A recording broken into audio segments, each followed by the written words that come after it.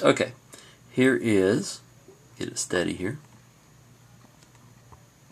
There we go. Here is the second part of the video lecture for memory for Sissonville High School. Long-term memory. Now, short-term memory refers to what you have in your memory right now, or in other words, active conscious knowledge. Long-term memory refers to the memories that you have stored away. Okay, long-term memories you have, they're stored away, but you're not thinking about them right now, and I can prove that to you. Right now, as you sit here and you listen to me talk, how many of you are thinking about, or are you thinking about your birth date? Probably not. Well, you are now because I mentioned it. So you could pull that information easily from your long-term memory and think about it. Are you thinking about what the inside of your car looks like right now? Well, probably not, but you are now because I planted the idea. And you could probably bring that image or those images to your short-term memory very quickly. So you can draw from your long-term memory and put those memories in your short-term memory. How many of you can think about what your closet looks like, or think about what your grandmother looks like, or think about your favorite class in middle school? You're not thinking about those things now, but you can bring those up pretty easily into your short-term memory. Now, with long-term memory, there are three things that I want to talk about, and there is an activity that I'll do that with you here. The first concept is called the primacy effect. Prime literally translates to one or first. So very simply, what the primacy effect says is that we have a tendency to remember things at the very beginning of a list or sequence.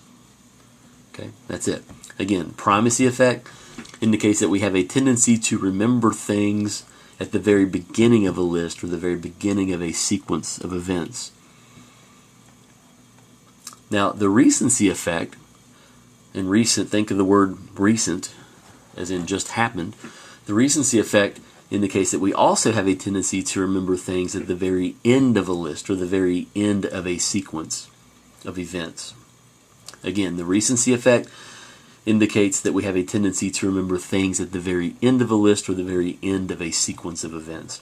So in other words, we remember the things that happen at the beginning, and we tend to remember things that happen at the very end. This is stuff in the middle that kind of gets thrown off a little bit. And we'll talk about the von Restorff effect in just a second. But I'll try to illustrate this to you. It's easier to do this as a class activity, but I think I can demonstrate it anyway. Hypothetically, if I put this list of words up for 20 seconds and tell you that you have to look at it, and then I'm going to hide the list, I'm going to ask you to write down the words in any order that you can remember. House, person, ball, blue, tree, hope, justice.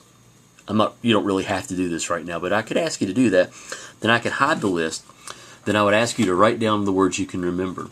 Typically what happens is that after a minute or so, you write down the words you can remember. Generally, people can remember the first several words, which would demonstrate the primacy effect. So people would remember house, right there, probably person, maybe ball, and they would probably remember the last several words, hope, justice. Probably the words in the middle, and in this list the word in the middle would be blue. Most people, not most people, but the word that would tend to be forgotten the most would be this one in the middle. Okay, that's just the way our memories tend to work. People tend to remember the first words, there you go, and they tend to remember the last several words, and that's the recency effect. So primacy effect, first several words, recency effect, the last several words.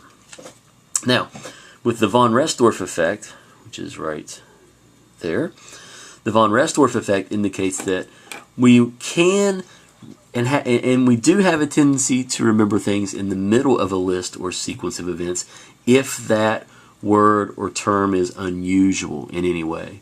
So, I'll give you an example. If I held this list of words up for you: kite, cloud, grass, praise, poop, air, car, yawn, apple, and belt. And I did the same thing, look at it for 20 seconds, and then I hide the list. Gone. Ask you to write down all the words you can recall in any order. Again, probably you would demonstrate the primacy and the recency effect. Probably a lot of people would get the first several words like kite, cloud, and grass. Also, people would no, that's blurry, I apologize, but you get the idea. And probably a lot of people would get the last several words, like yarn, apple, and belt. And I'll bet you everybody would get the word poop. Now, it's squarely in the middle of the list, as you can see. So why would people tend to remember that word? Well, because it's unusual, it's strange. In this list, a lot of people would forget praise, and a lot of people would forget air, because those words are also very close to the middle. But the one right in the middle would be recalled, because it's strange and it's unusual. And it's kind of funny to say. So, there you go. So that's how all that stuff works. Now, there are a lot of different theories of forgetting, and there are 3 that I want to talk to you about. The first one is called the decay disuse theory of forgetting. Let me adjust my camera here. Now, the decay disuse theory simply indicates that if you don't, this isn't the definition yet, but I'll preface it, that if you don't use a memory, you lose it. Basically, if you don't use it, you lose it. Think about a book. The pages of a book will turn yellow and decay with disuse. Okay? Same thing with memories. If you don't access memories for a long period of time, they decay because you're not using them, and they can fade. A great example of that, when I was your age and I was in math classes, there were a lot of mathematical formulas I could recall. Now, I'm 40 years old today. If you ask me right now what those formulas are, I would not be able to recall because I haven't accessed those memories. I haven't used those memories in 20 plus years. Okay. Second theory of forgetting is called consolidation theory. With the consolidation theory of forgetting, basically what this says is that memories don't get finalized or consolidated. In other words, memories just don't make it from short-term to long-term memory. And that's why we forget. And interference theory, and this is what I want to talk about a little more, indicates that very simply, sometimes there's competing information or distracting information that gets in the way of recall. Okay, so distracting information or competing information that gets in the way of what you're trying to recall. Okay, and there are 2 types of interference that I can talk to you about, and that's what we'll do at this point. The first one is proactive interference. Now, and you want to write this down too. Proactive interference means that the new information that the new information interferes with recalling old information. And I'll give you an example of that here in just a second. Again, proactive interference simply states that new information interferes with recalling old information. The best example I can think of is that someone asks me, let's say I just moved. Actually, I just did. Let's say I just moved about 6 months ago. And someone asks me, Brandon, where did you used to live? I'm like, for that split second or 2 or 10, I can't remember my old address. But I can remember my new address because I've been here 6 months, so that comes up. Maybe a better example would be a cell phone number. Think if you've ever had a cell phone number changed, and then someone asks you, what was your old number? Or passwords are probably even a better example of this. If you've had to reset your password, if you get a new phone or something, you're like, oh, and you're typing in your new password, but you can't remember your old one, so you have to go back and start all over or email for help to get your old password. Those are all examples of proactive interference. Retroactive interference is just the opposite of that. Retroactive interference simply means that the old information gets in the way of recalling the new information.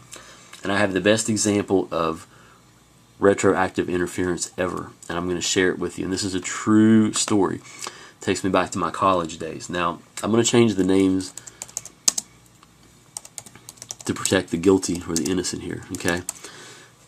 Bill was dating Sue. Bill and Sue were mutual friends of ours, our little group that hung out in college. And Bill had been dating Sue for a very long time. So we knew Bill and Sue, okay? Now, we have a little get-together one day, okay? And Bill shows up, except he's not with Sue, so we'll knock her out. Now, Bill is dating, and I'm going to begin to make up a name here. Is dating Sally. So, as we were apt to do, we would ask a lot of questions, and so we asked Bill, who is this with you? We'd like you to introduce your date. What do you think happens? Yep, he kind of pauses.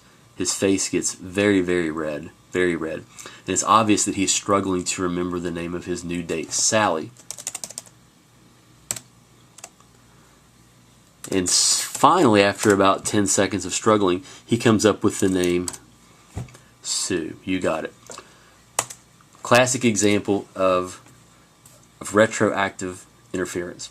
The old information was getting in the way of the new. His old girlfriend, who he was with forever, whose name was Sue, he had that name right in his head. And he could not, for those 10 seconds, recall her name. And Sally got very angry.